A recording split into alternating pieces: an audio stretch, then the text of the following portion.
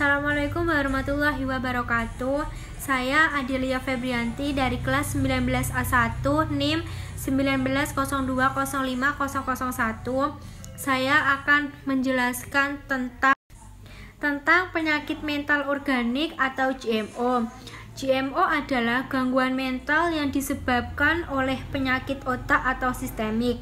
Sedangkan organik sendiri adalah sindrom yang berkaitan dengan penyakit atau gangguan mental atau sistemik yang dapat didiagnosa. Sedangkan sistematik sendiri adalah akibat sekunder dari penyakit sistematik atau penyakit otak.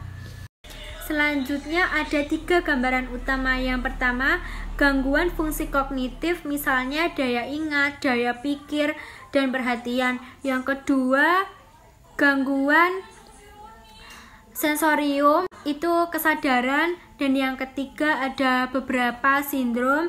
Yang pertama halusinasi, yang kedua isi pikiran berupa waham atau delusi, dan yang ketiga suasana pikiran atau emosi berasa senang, bahagia, cemas, dan depresi.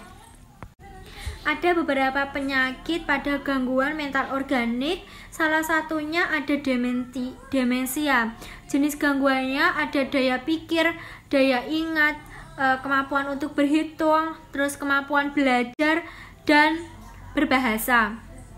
Kemudian sindrom dalam penyakit ini salah satunya adalah Alzheimer. Alzheimer sendiri terjadi karena kopi dan lemak jahat yang berlebihan, kemudian kurangnya tidur malam. Selanjutnya demensia. Pada penyakit Alzheimer itu ada 2 onset. Yang pertama ada onset dini, yang kedua ada onset lambat. Nah, onset dini ini dimulai pada usia sebelum 65 tahun. Gangguannya berupa gangguan komunikasi, gangguan berbicara, terus kemampuan untuk membaca, dan kurangnya kemampuan untuk bergerak. Sedangkan yang kedua ada onset lambat. Onset lambat dimulai akhir usia 70 tahun. Penurunannya berupa kemampuan daya ingat. Selanjutnya ada perubahan perilaku pada penyakit demensia. Yang pertama ditandai dengan ide dan waham paranoid. Yang kedua gangguan aktivitas. Yang ketiga halusinasi. Yang keempat perilaku agresif. Perilaku agresif sendiri dibagi menjadi 2. Nah, secara oral dan secara fisik. Secara oral sendiri contohnya mencemooh, dan secara oral contohnya pemukulan.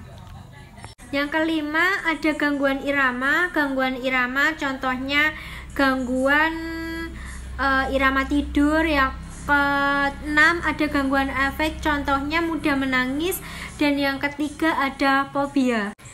Yang kedua ada penyakit delirium dengan ciri khas yaitu gangguan kesadaran. Gangguan ini berkembang dalam waktu yang sangat cepat dengan gejala atau tanda yaitu gangguan atau penurunan kesadaran terhadap lingkungan, gangguan untuk memusatkan dan lebih ke memperalihkan perhatian.